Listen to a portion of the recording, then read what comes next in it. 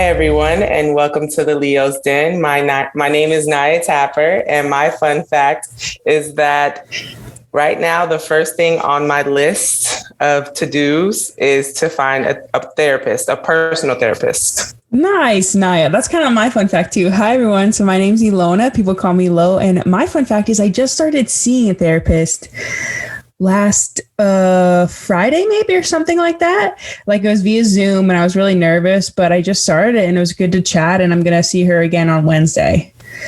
Nice. I guess that's good for me. You can help me try to find somebody. I got you. Two Leos just helping each other out. Yeah. And as you guys know, we're two Leos who love to hear themselves talk. And before we get into this conversation, the first thing that we start off with is the horoscope. So the horoscope for today, if you're a Leo, is that you will start your day with a fresh perspective in every task you do, and success is likely to come your way today. Your desires will be fulfilled and you will feel charged up. Put your best efforts into whatever you do and you will unleash your best potential. Your strength, courage, and your energy levels will see a marked increase and you will remain active throughout the day. Communication will help you elevate your social status. Shower your love on your loved ones to enjoy bliss. Do not let low phases in life hit you hard, as conditions are set to gradually improve in the coming times.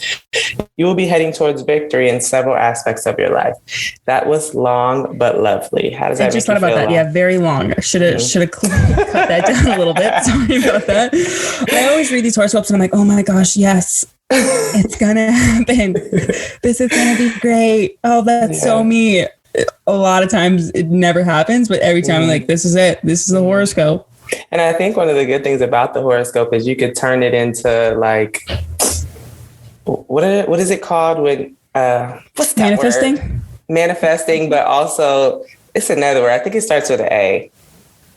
Whatever. Man, I don't know. Manifesting it, like when you go in the mirror and you say every day.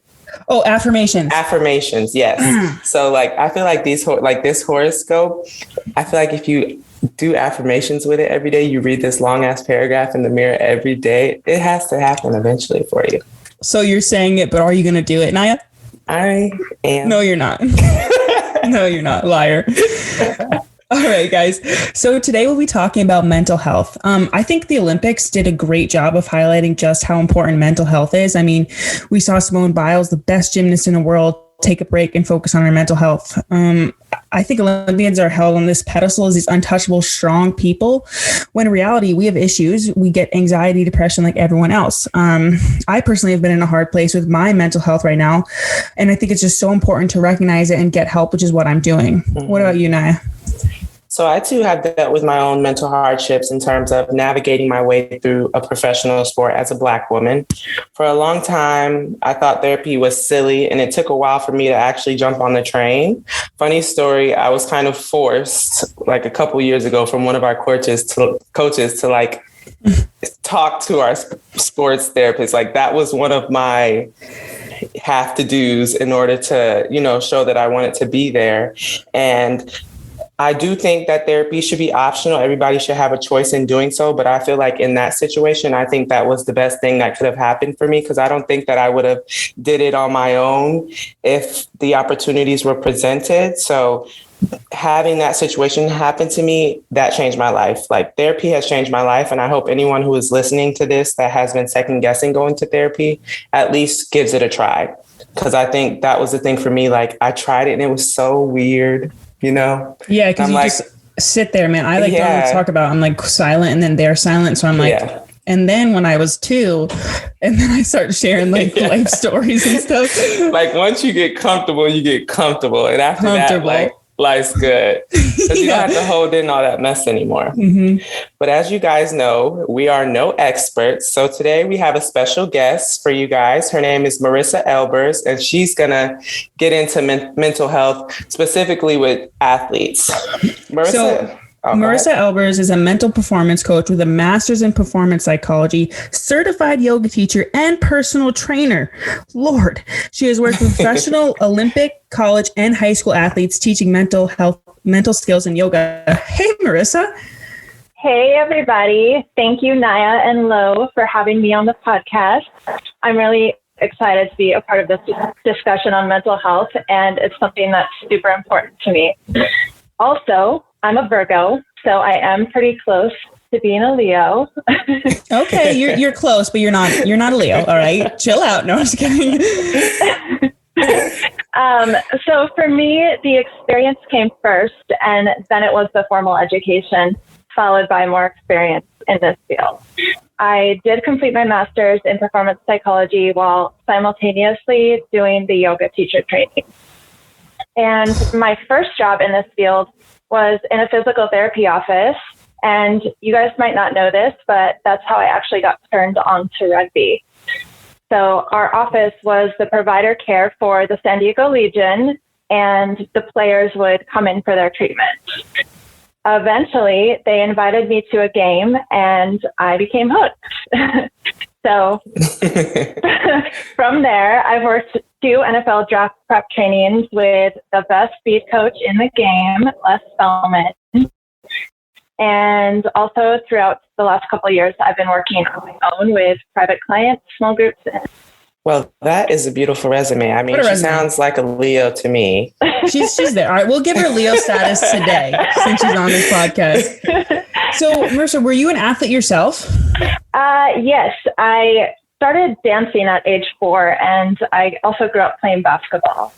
So it's been a part of my life forever. I still play basketball sometimes. Hoop a little bit. So, like, was it the sports and being around athletics that really kind of made you get into mental health? And do you focus primarily on athletes? Yeah, so that's a great question. There's actually 2 reasons that I'm in this field. The first one is in 2013, I experienced a really bad back injury during a training session, and I was training hard. And it was because I experienced a loss in my life that it was my outlet. So I ended up ignoring the injury for an entire year, which compounded the problem until obviously I couldn't take the pain anymore. I was dealing with multiple disc issues in my lumbar spine. And at that point, I could no longer walk properly or work even. And I ended up forced to spend the next 5 months recovering and healing. Once my back was healed, I decided to go to school, and I ended up finding the performance psychology program. So I just realized how little support there is mentally for people going through an injury. The doctors were not helpful, especially in the ER. My counselor, so I did have a counselor at the time, she was amazing, but there's another component to why I was injured, and it was that athlete mindset. So pushing through the pain, not knowing when to stop or when it's detrimental to you, thinking you just have to deal with it, etc. There needs to be support for that.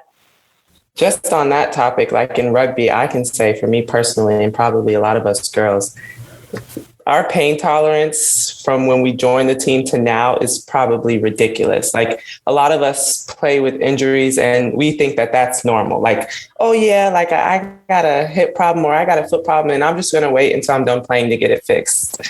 Crazy. It's so true. Cause like we put so much stress on being the best we can be, like going to the Olympics and doing all this stuff. And now after the Olympics, everyone, and from men's, women's are all getting treated now for things that they've had. And it goes like, our teammates are getting full on hip surgery. And I'm like, you played with that. And that's the athlete mindset of just, okay, I just got to play through this. It'll be fine.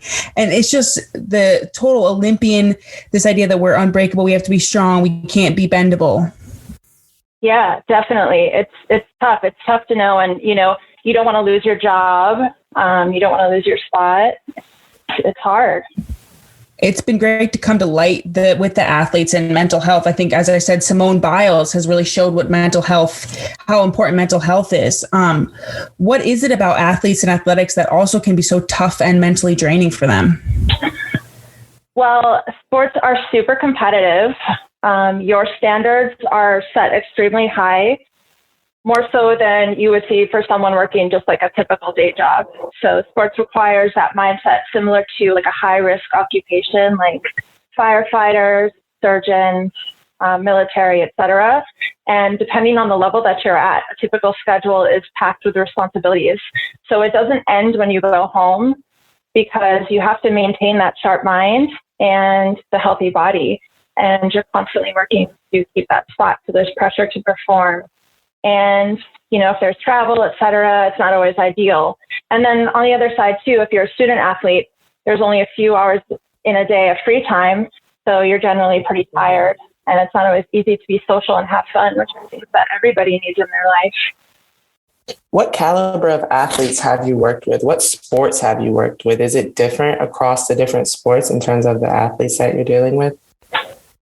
That's an interesting question. Like, a lot of the high school kids are very invincible. They don't see the other side of things. They just want to go hard and, not stop. A lot of the pro athletes are, especially those who maybe were playing and are free agents now, they're a little more seasoned, so they know to take care of themselves a little bit better, on that aspect of things anyway. But yeah, I've worked with football players, rugby players, soccer players, baseball, kind of touching on all of them. I'm familiar with a lot of sports. I don't know all of them like super in depth, but there are a few that I do, yes. Were they pretty receptive to you when the introduction was made of, here's a sports psychologist? Was it, hey, you guys have to talk to her, or if you want to talk to her, and were they receptive to that at all? Well, first thing, I'm not a sports psychologist. You have to have a PhD. Yeah, there is a separation there. We do very similar things. It just depends on how you want to call it based on the degrees. As far as receptive, I have found that yoga is a really good way to introduce athletes into the realm of mental performance, because it gets them to sit down, learn to be present and slow down, and then develop that relationship with them so that we can, start to build and talk more. Lo, okay, so I've done one of Marisa's yoga classes, and if I'm being honest, it was hard for me mentally. Like, my attention span, I just don't have the patience. I'm like, okay, this is slow. Like, let me hurry up and get through this so I can go home. Lo, have you done yoga? Has it been something beneficial for you? Have you been able to get to that mental state that it brings you to?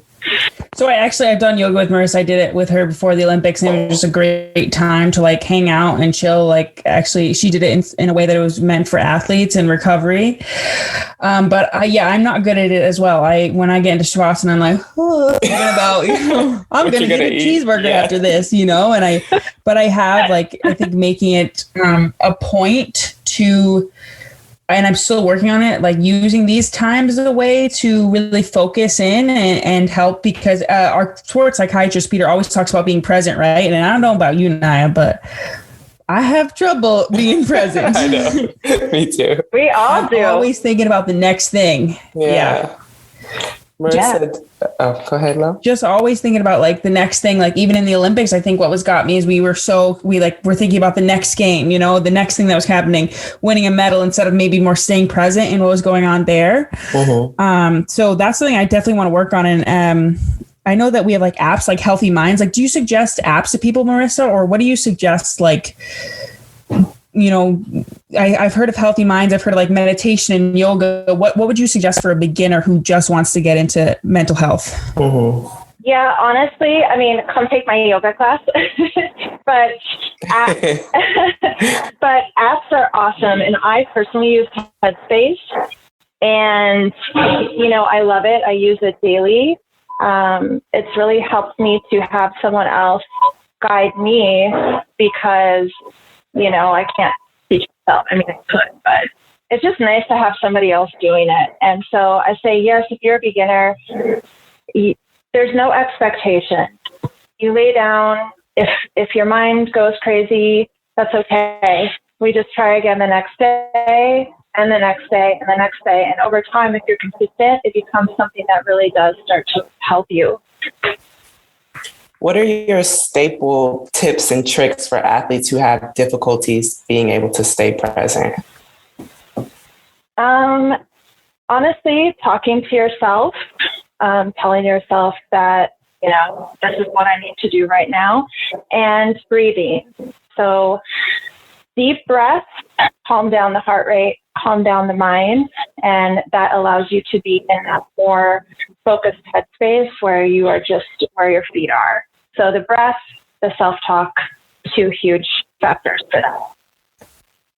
I know this is kind of impromptu, but Lo, what do you think about Marisa giving us like a 1-minute meditation and our listeners joining in and seeing, what that feels like, and then we can get back into the rest of the conversation. Does that sound okay? I mean, I will try to stay present, but yes, we can try that. Let's do it. Yeah. Does that sound okay, Marisa? Yeah, that's fine. So, do you want me to start right now?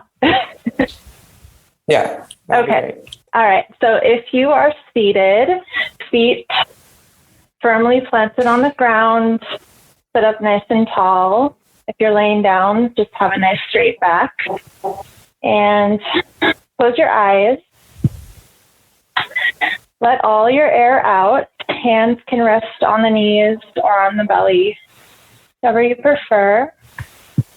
And then we'll take an inhale through the nose for 1, 2, 3, 4.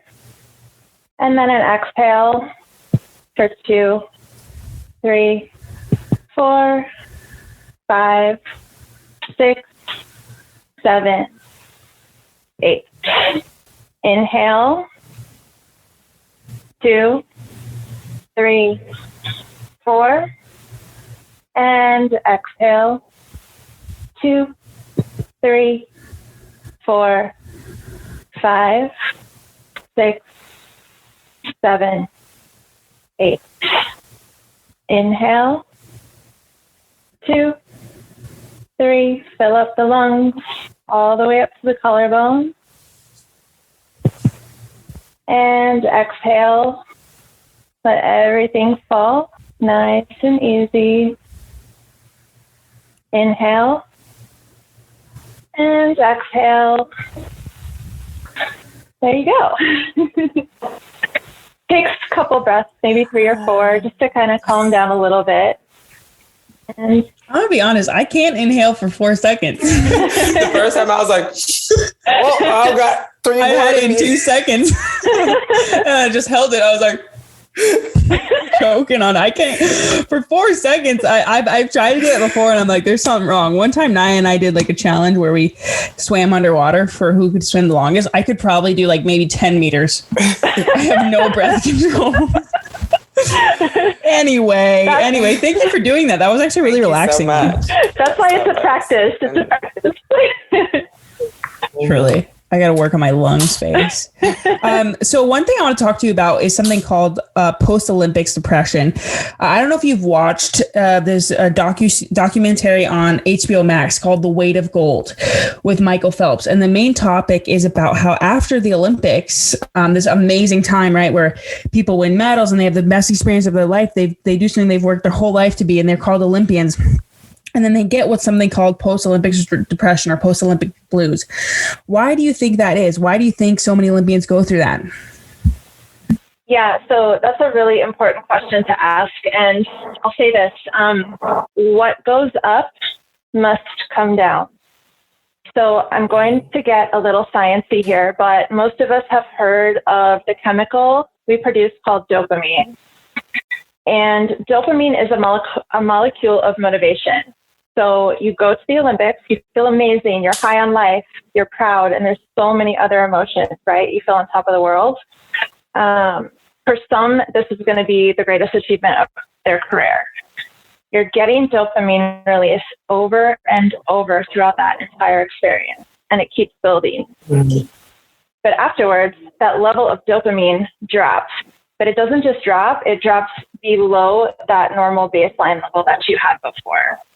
And the extent to which it drops below baseline is proportional to how high that peak was. So if you achieved a dream, didn't get the results you wanted, and then now it's over, well, you're going to feel quite a bit lower. So that drop in mood and motivation is that drop in that baseline level of dopamine.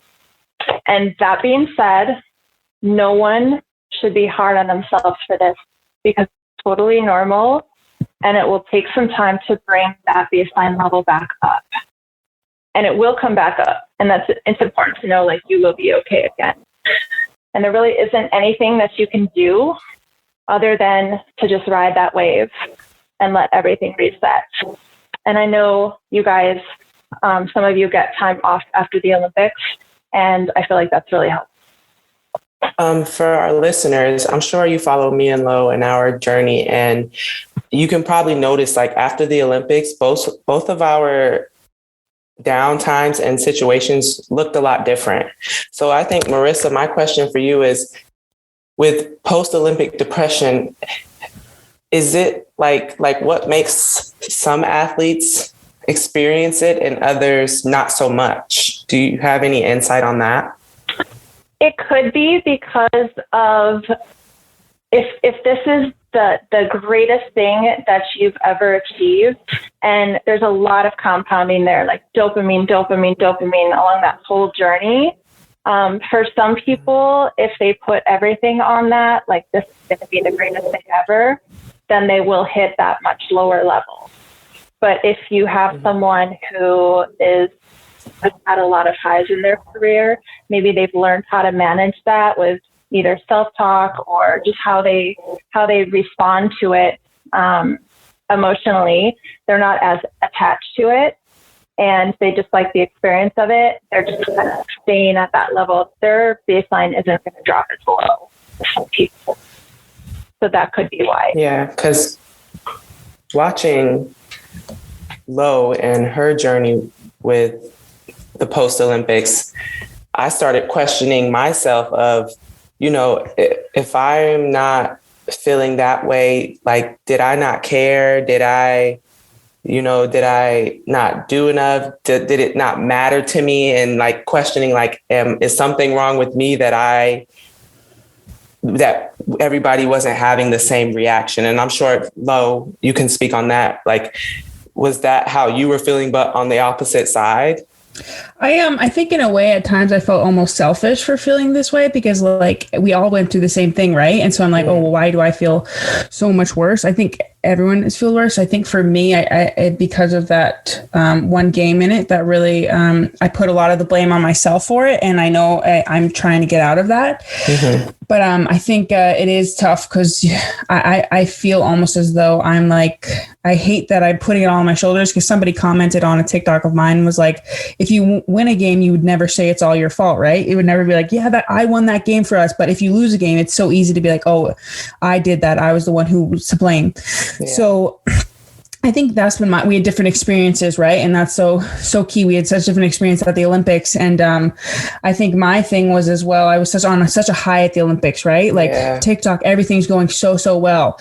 I'm getting all these followers, getting all this notoriety. And then I'm like, oh, this is such a nice wave to ride, and then that in one 14-minute game, it just all came crashing down. And I put the blame on myself. So I think that's why it really affected me. I wish that if I hadn't put the blame on myself, if I hadn't, after that quarterfinal game, felt like it was my fault, I think it would be a different experience, right? Yeah.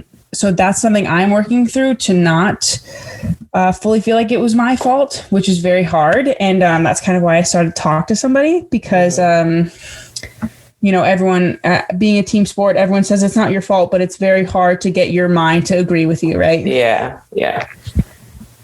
But I am happy to be talking to somebody now. And I think, like you talked about, you were forced to go talk to a sports psych because I think at times I do feel bad. I'm like, I'm an Olympian. Like, why do I feel this way? I get to play the sport I love every day as a job, right? I shouldn't get to feel this way. I have people who are like, oh, you're a rugby player for a living. That's so awesome. Like, but there is a lot of struggles we go through. And I know we both probably put a lot of anticipation on getting a medal, right? Mm-hmm. And that was like our goal. And then I think I forgot about what an amazing journey it was altogether. And I did that, just all went to the side, and I only thought about the one thing. Yeah. Well, I just want to say kudos to you, because, you're taking the steps. And I think that's an important thing. And that's something that I love to see, not only in myself and in others, is like putting actions to things that are important and necessary and need to happen. So I think that's a huge step in that, I already think you're strong and brave and courageous, but this is like another level. And not only to do it, but to share it with the world. Like, not many people can do that. Yeah, but see, now I'm not going to be the thirsty Olympian. I'm going to be like, oh, that's sad Olympian. y'all follow that sad rugby Olympian on TikTok? Whatever, it's okay. I'll be the poster child for post-Olympic blues. But I'm doing much, much better. Marisa, do you have any questions for us as well? Let me think about that for just a second. Because Naya, you're going to try to see a therapist, right? Or somebody? Yeah. And right now, like, we have a sports psychologist, so I'm still working with him, but I feel like outside of sports, there's things that it's like, you know, that I've dealt with or like not even aware that I've dealt with. And it was something that has affected me long term and I'm not aware of it. So I'm just super curious, like, to speak with somebody about my personal life and see if I can break open any locked doors or like discover any new things about myself that will allow me to be a better person in the long run. So that's my goal right now with that, is to kind of have a team of therapists. Ooh, look at you with all your people. Now, what are some things that you do personally to help your mental health? You can probably see a lot of it like through my Instagram. I love spending time with my family and my friends, like going to North Carolina and being around my girls and my mom and my aunts. Like, they make me feel good. Like they when you go home, like you're constantly reminded of your accomplishments and all the amazing things you do. And I think that's something that we lack sometimes. We try to be too humble and we don't focus on the positive things and the amazing things that we have done enough. But when those negative things come, we're ready to put those on a pedestal. So I think that's a mental switch that we have to have. But coming home, spending time with my family and friends, going out, having a good time, doing things that make me feel good. I think that's the best way that I've been handling mental health. But I also know that it requires more. So as I said, I'm trying to be like you and take that next step to get a personal therapist. Gosh. Nice. I love that. I love that. What about you? Thank you. I think for me, I felt like going home was so great, but the problem was I feel so comfortable at home that I just literally can't fake. I couldn't fake like being happy or every emotion I had, I felt like full force because I couldn't fake it. So I just had some very down days and you know, my sisters they're like snipe, they just pick it up. They're like, Lona's not doing well today. We're going to hop on that. So I couldn't fake it at all, which is awesome. But then sometimes I'm like, all right, I'm fine, guys, chill. Yeah. But I think going home, I think I love going on walks. I love hanging out with, you know, friends and whatnot. And I think for me, it's like getting my mind off of it, you know, and doing something that isn't like, again, I'm on TikTok all the time, which can be very detrimental to your health. So trying to figure out a balance there. I do have a question. Why do you think there is a stigma against seeing either, you know, a mental skills coach, a sports psychologist, or just against mental health in general? What do you feel could be the thing that opens the door to that for, let's say, high schoolers or even college or pro athletes? What would it take to make that more normal? I mean, I think for me personally, and it's been something I've been trying to do on my TikTok and whatnot on apps, is like be very open about my journey and like posting that I went to see my therapist today, or I it's okay not to be okay. It's okay to ask for help. But as I've said, and as Naya and I are these big, strong, very confident women who we grow up like, again, having that idea that life is good. Everything's kind of working out. What do we have to be sad about? What do we have to not feel good about? And so there's this stigma around like, oh, well, if you have everything, you're a rugby player, why are you so sad? And so why would you ask for help? I just think for me, a thing I say is like, you can't compare anybody's sadness or anybody's like, everyone goes through their own things. Right. So that's tough. And I think with, we have to put this front on of being so strong as athletes that we don't want to go to mental health professionals because that might show that we're weak and that we can't take care of things on our own and we can't push through like we've been taught our whole lives to. Mm-hmm. And I think Lo pretty much said it. Like in the Black community, nobody goes to therapy. Like that's what it was. Like, I think what Black people have dealt with so long, they had to fight for everything on their own. So I think a lot of deep independence came with that throughout our culture, to where like you shouldn't need help. You can figure it out on your own. And then also thinking like back then, probably all the therapists were white. What is a white person? How is a white person going to help me as a Black person in this world? So I think now having better awareness of the importance of therapy, regardless of the color of the person that you're going to see, has become very important and more apparent in the culture and more accepted, but also the variety of therapists that are out there now for us, whether it's in the specific field they're in or the race that they are, the background they've come from. There's more people out there that could be relatable to you in whatever sense you need them to be. So I think that's what it was for me. Like, me and my sports psychologist talk a lot about the fact that he's like, I'm like, thank you for trusting in me, because I'm a white man trying to help you, a Black woman in rugby. Like, that's just two completely different worlds. So thank you for trusting me. So I think a lot of it comes down to trusting people in their education, trusting people in their intentions for you, knowing that they're pure, and knowing that it's okay to ask for help. You can't do everything by yourself. And if you try to, as you said, when things are up, they have to come down. So I think that's pretty much my mindset on it. 100%. Well, that's all good points. Again, to get back to like different experiences, right? Like you and I have such different experiences as athletes, as women, as rugby players, not just because of like our level of ability, but the color of our skin. And it's just so much to take into account. I do have one more question for you, Marisa, and that's do you find it different working with men versus women? Yes and no. And that's a super interesting topic too. What helped me obviously being with Les and that whole program, it was a bit of a buy-in for the male athletes.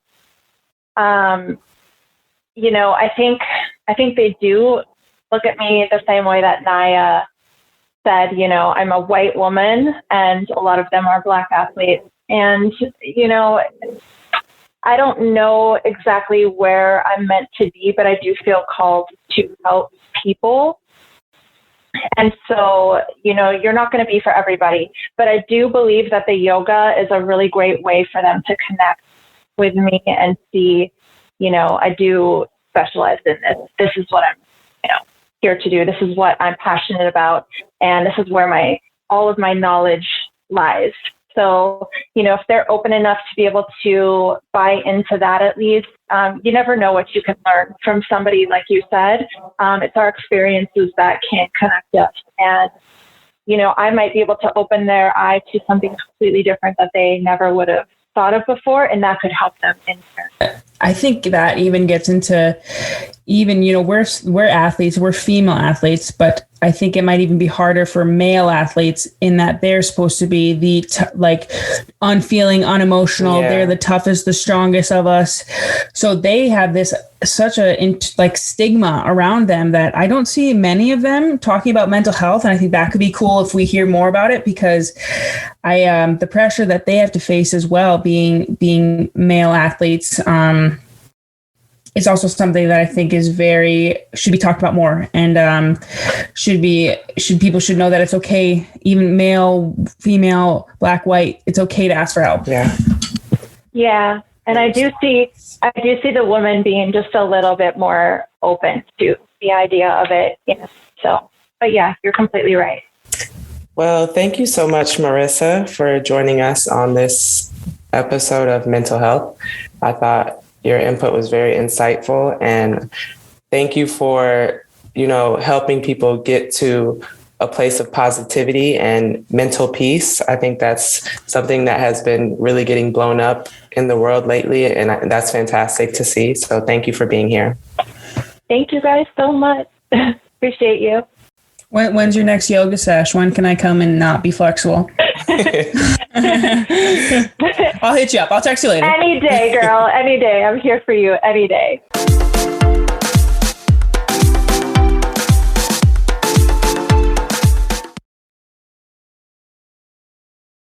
All right. So guys, now we're getting into cup questions. First off, Naya, how are you doing? That's just somebody's like, how was it a how you doing, or was it a how are you doing? I think it was one of those. So I am doing pretty good. I actually just got back from Memphis and played in a tournament, which sounds nuts because we just got back from the Olympics. Yeah. But I had a really good time. It was good to be in a new environment, but still involved in rugby. My body felt good out there. So that was very reassuring, especially going into the Olympics with a little knick-knack in my ankle and stuff. So being able to see that the time off after the Olympics was helpful for my body. So right now I'm just back with you and all the other lovely ladies on Thursday. To run that yo-yo? Is it on Thursday? I think it might be. I ran a Bronco with Carlin and Nicole last week. Yeah. No. I was like, you guys go ahead. I'll catch up. I'm right behind you. Let me get a 3-minute head start. It was 30 seconds different. Frick you. That's awesome. I personally, as you've seen, and we haven't chatted much, but I haven't been doing that well. But I've just been, I guess, trying to make it a mission to try to do well. It's been a lot of those times where it's like, man, it really feels like it's not going to get better. Yeah. And it just feels like there's clouds over the sun and the clouds just won't leave. But it's like, I know the sun's there and I know things are going to get better, but it just at times, you get sucked into what is depression or anxiety and you feel like it's not going to get better. But it's been good to be around my family. They're just my support, just like you, having your friends and family. And, I am excited to be back with the training with the team again and have a purpose. And I think a lot of change is coming, which is stressful, but also exciting. Yeah. We're in the hunt for a new head coach. We have new girls coming in. So a lot of stuff is happening, but I am excited for what's going to happen. Yeah. And I think that rolls perfectly into the next cup question, which is, how do you handle anxiety around things you can't control? For example, all these changes that we're about to go through. I don't know. I feel like I've always been very good with handling kind of my emotions, and just this past couple months I haven't been as good. For me, it's I talk to my mom all the time. I called her up the other night and I was about to unload on her, and I was like, I literally just called this woman to share every bad thing that has happened to me. She's like my sounding board. I think talking to somebody, but for me, it's like going on walks and still having fun, because I think we get wrapped up in rugby. So I think you and I both like to have fun outside of rugby, right? Not letting rugby dominate our lives, whether that's going out at night, enjoying a good meal, hanging with friends, finding that balance. And I think for me, it's mental cues, because for me, I am an organization freak. I like to know what's going on. I like to be in control. Yeah. So with rugby, we've dealt with so much things that are out of our control, where I've had to be able to tell myself literally it's out of your control. You don't have to speak up. It's not going to have an effect. Just keep it to yourself, or go talk to your therapist, or go talk to your best friend and just release a little bit, but just don't unleash. Yeah. So I think that's been the thing for me of just reminding myself, can't do anything about it. It is what it is. Yeah. Go find something else to put your attention on. So I think that's the way I've been handling it. I guess we'll find out, and whenever I do find a therapist, if that's good or not, but we'll see. Actually, yeah, she's like, that sucks. That is a terrible way. All right. So last question. Did you have any mental health issues before sports, or is sports the culprit for you? I used to get frustrated a lot in my classes when I didn't understand things. And so of course it was ask. You don't know, ask. And it came to a point where I was known from my teachers as the girl who asked too many damn questions. And they made it a bad thing in a way to where it just started bubbling in me, because I'm I don't want to ask, because I don't want them to kick me out to think that I'm disturbing the class, but I also don't know the answer. And I think that drove me nuts for a while. And that's kind of where the things like realizing that sucking my thumb was a stress reliever for me, to where I would literally be in class, and when I didn't understand a math question and I was too scared to ask and I was literally ready to cry, I would put my thumb in my mouth and all the stress would go away. So it's like things like that for a long time, I didn't even know that was a coping mechanism for me. So that's why I think when I do finally go to therapy, I'm going to discover a lot of things about me that I didn't realize. So it definitely came before sports, especially being in the military and having to move around a lot. But sports definitely was the icing on the cake in terms of stress. What about you? I think for me, sports was kind of the thing that helped me. You know, It really was the way that I could release all this. I guess I was a very angry child. I used to have to go like play angry animals with somebody. So I was like, would get angry. But sports was a way that I coped, and it was something that I was really good at. So it kind of helped me. And it's always been that way. I think now that we're in this environment of it being our job, it just becomes much more stressful instead of it being like a fun club thing. Yeah. So that's why it becomes stressful. But I don't think it's a culprit for me. I think it's me setting myself up for something, and then like setting myself up for winning a medal, setting myself up for doing all these things, and then it not coming true. And then I've ruined my chances of really appreciating what was in the moment. Right. Mm-hmm. But I'm gonna keep playing sports. I love those. Yeah. And I can agree with that too, because I remember like being home for that month after the Olympics and like just all the stress building up because I wasn't working out. Don't tell my future coach. And I was just chilling and doing whatever, and like didn't have the opportunity to hit somebody and release stress. Yes. Or run off my anger, or, you know, pass the ball, like, and to be able to release that stress. So I was looking forward to getting back to training and releasing the stress. It's like, it's coming in from both directions. It's hitting you from both sides. Yeah. All right, guys. Well, that's all we have for you today. If you could subscribe to the Leo's Den on your podcast app, that would be awesome. And we'd love you forever. Show notes are on our webpage at wisports.com. Listen tab Leo's Den. And make sure to follow at WisSports on all social media platforms for more great podcasts on women's sports. And the challenge that we have for you guys today is first to be aware that it's okay to ask for help and to get help if you feel like you need it. Even me and Lo as Olympic athletes need help. And that's hopefully something that you've discovered over this conversation. So the next time you're dealing with a situation that is stressful or overwhelming, we challenge you to share it with somebody close to you and get some advice or just relieve some of that tension. Thank you guys so much for tuning in. I hope you enjoyed this conversation. Again, make sure you check us out on Instagram at leosden_wisports to stay updated on the next episode. Whether you came for the rugby and stayed for the shenanigans, we hope you join us again in the Leo's Den. Bye. Peace out.